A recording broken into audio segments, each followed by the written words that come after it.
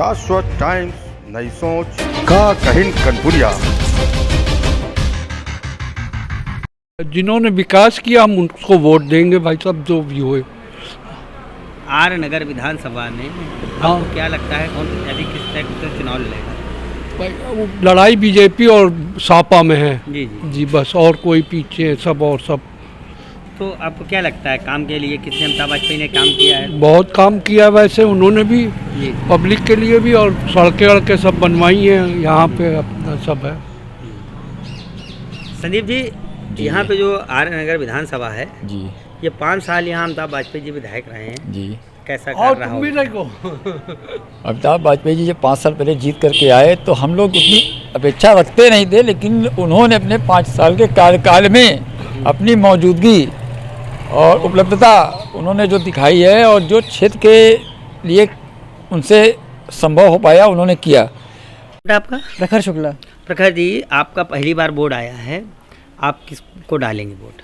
BJP को ही डालेंगे। ऐसा क्यों? बहुत सी पार्टियां हैं शहर देश में। उन्होंने राम मंदिर बनवाया है, वो फ्री राशन देते हैं हमें। हाँ। और किसी पार्टी ने ऐसा कुछ किया नहीं आज तक। जी जी। वो आते थे गुंडा राज फैला के चले जाते थे, मायावती ने तो बत्ती काट ली हमारी। अच्छा। कभी बत्ती देखी ही नहीं उनकी सरकार में। कुल मिला के आपने मूड पूरा बना रखा है कि आजीवन कमल को ही वोट देना है। आजीवन कमल को देना है। आजीवन। चलिए। प्रत्याशी कोई भी हो, वोट कमल को ही जाएगा। बेटा, आप किसको वोट डालेंगे? मैं भी बीजेपी को ही डालूंगी। बीजेपी को हाँ। डालेंगे, ऐसा क्या है? सर, डेवलपमेंट दिख रहा है, डेवलपमेंट की एक स्पीड दिख रही है। अभी तक भी होता था, लेकिन एक इसको डायरेक्शन मिल गया है अब जब से बीजेपी आई है, तो इसलिए पुश कर दो। बगल में चरण कन्या भंडार के सामने मेरा घर है जी। और आदेश यहाँ पे अमिताभ वाजपेयी चुनाव लड़ रहे हैं। हाँ जी।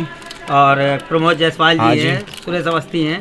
आपको क्या लगता है इन तीनों में कौन चुनाव बेहतर लड़ेगा? ये बेहतर हमारे दोनों प्रत्याशी लड़ रहे हैं, बोले अमिताभ वाजपेयी जी और सुरेश अवस्थी जी। पहले सुरेश अवस्थी जी जो तैयारी कर रहे थे वो सीसामऊ विधानसभा हाँ, से कर सीसा रहे मऊ से विधानसभा कर रहे थे, वहाँ पे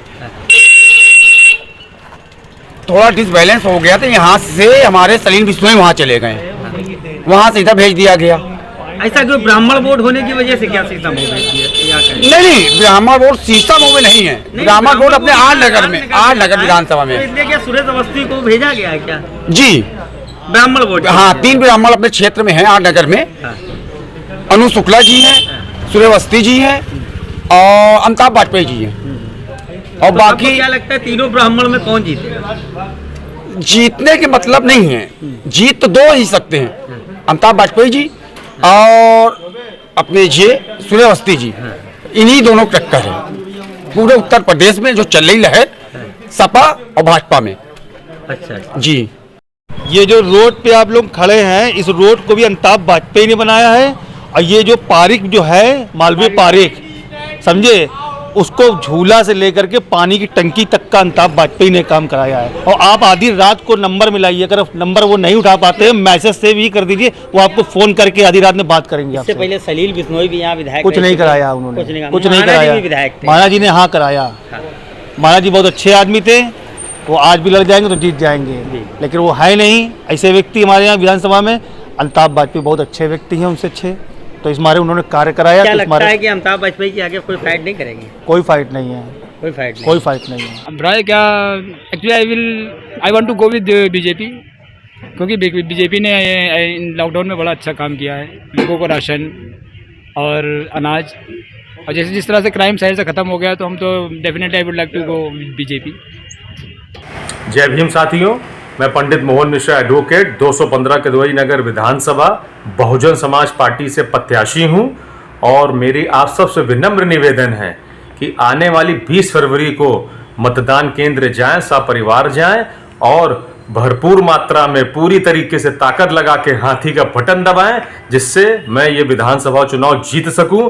क्योंकि मेरे जीतने से आप मुझे ये ताकत अपनी जो प्रदान करेंगे, तो मुझे भी एक अवसर मिलेगा अपने क्षेत्र में एक सेवक के रूप में काम करने का। और पहले भी आपने माननीय बहन जी की 7 से 12 की सरकार देखी है, उस सरकार को आज आप इस सरकार से कंपेयर करिए। माननीय बहन जी की सरकार में लॉ एंड ऑर्डर कितना मजबूत था, A1 था लॉ एंड ऑर्डर, नंबर 1 का था लॉ एंड ऑर्डर। माताएं बहनाएं सब सुरक्षित थी, रोजगार की उपलब्धता थी, और किसी प्रकार का किसी भी समाज के साथ कोई भेदभाव नहीं होता था, क्योंकि हमारा नारा ही था सर्वजन हिताय सर्वजन सुखाय, जिसके तहत समाज का कोई भी वर्ग हो, कोई भी जाति हो, कोई भी धर्म हो, किसी के साथ कोई भेदभाव नहीं हुआ। और जब जब माननीय बहन जी सरकार में आई, सभी वर्गों को बराबर का मान सम्मान मिला, अवसर मिला। इसलिए मेरी आपसे पुनः एक अपील है कि आगे आने वाली 20 फरवरी को हाथी का बटन दबा के मुझे भारी से भारी मतों से विजयी बनाए। आप सबका धन्यवाद। जय हिंद, जय भीम।